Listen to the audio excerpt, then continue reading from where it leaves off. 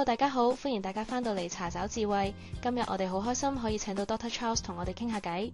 其實最近我睇到明報有一篇報道，提到香港而家有越嚟越多後生仔，甚至係中年朋友都選擇唔再做一份長工，而係發展多重身份，即係我哋成日講嘅 Slashy 斜槓族。Charles， 其實我想請教下你點樣睇呢種心態上嘅轉變呢？係咪真係純粹為咗揾多啲錢，定係背後有更加深層嘅心理需要呢？Cathy 呢個問題問得非常好。其實 Slashy 呢個概念呢係最早係由紐約時報專欄作家 Marcy Alboher 提出嘅。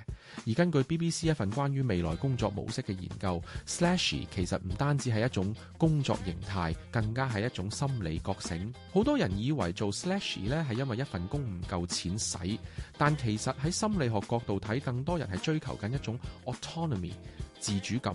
係啊，你諗下，以前我哋嘅收成期係由公司定義，但而家嘅 Slashy 係想攞翻生命嘅主導權。佢哋嘅心態係，我唔想我嘅價值淨係由一張卡片或者一個 job title 去定義。我既可以係一個 graphic designer， 同時可以係一個瑜伽導師，甚至係一個咖啡師。呢種追求多樣化發展嘅心態，其實係源於我哋對自我實現嘅渴求。真係呢種轉變其實係好大嘅挑戰，因為你唔再係喺一個系統入邊運作，而係要自己成為一個系統。所以 Slashy 嘅核心心態係一種 entrepreneurial mindset， 創業家精神。你要好清楚自己嘅 passion 熱情喺邊，唔係好容易會喺咁多個身份入邊迷失方向。我成日同學生講，做 Slashy 最緊要係要有嗰種彈性心態，即係面對不確定性嘅時候，你依然覺得自己係喺度成長緊，而唔係覺得自己係散工王。係啊，聽落真係好具啟發性。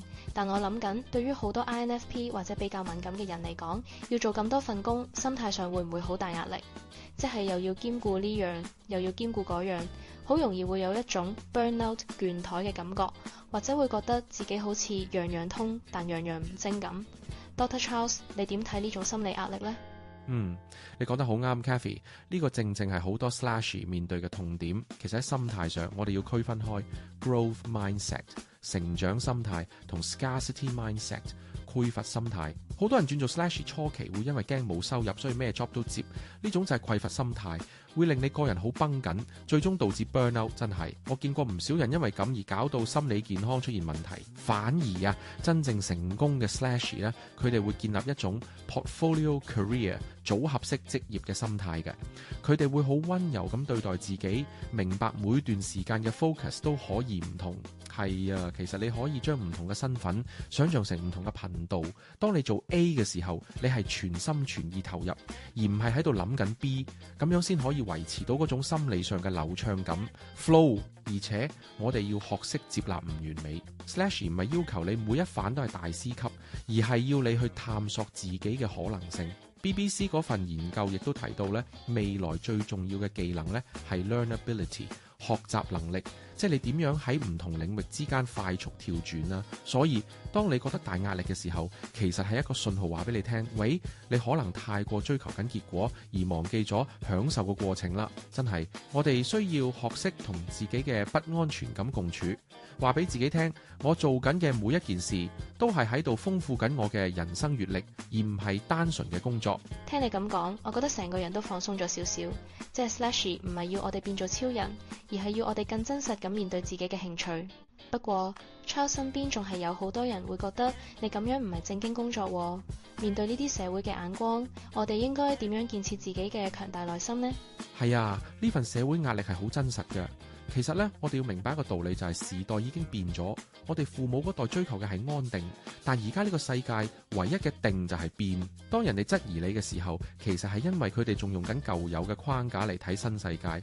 心態上，我哋要建立一種 internal validation 內在自我肯定。你要問自己，我做呢啲嘢係咪令我覺得有意義啊？我係咪能夠平衡到生活？如果答案係肯定嘅話，人哋嘅評價其實只係背景噪音。係啊，真係呢個過程需要好大嘅勇氣。你可以試下揾一啲志同道合嘅 Slashy 社群，大家圍爐取暖，互相支持。因為一個人行真係會好孤單，但係當你見到有一群人都係咁樣追求緊自己想要嘅生活，你嗰種唔合群嘅焦慮感就會減少好多。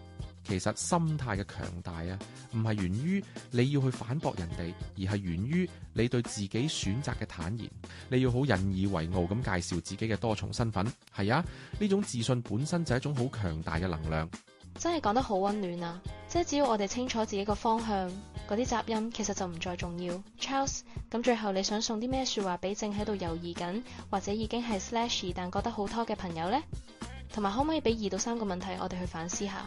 好啊，我想同大家講 Slashy 嘅路係一場馬拉松，唔係短跑。你可以闖，可以停低，但唔好忘記你當初點解要選擇呢條路。你係想活得更精彩，而唔係想活得更辛苦。真係，請你溫柔咁擁抱自己嘅多元。呢度有3個問題，我想邀請大家喺安靜嘅時候問下自己。第一，如果你唔需要考慮人哋嘅眼光，你最想喺你嘅 Slash 標籤入面加入邊個新身份？第二，喺你現有嘅多重工作中，邊一項工作係最能帶俾你內在喜悅，而唔單止係金錢回報嘅？第三，如果你今日要減少一項負擔，等自己可以行得更遠，你會選擇放下啲咩？希望呢幾個問題可以幫到大家重新檢視自己嘅心態。多謝 Dr. Charles 今日咁有啟發性嘅分享，真係令我哋對 Slashy 嘅心態有咗好唔同嘅體會。各位觀眾，如果你都喺度思考緊自己嘅職涯發展，希望今日呢集可以帶俾你一啲溫暖同力量。多謝 Charles， 我哋下集茶找智慧再見，拜拜。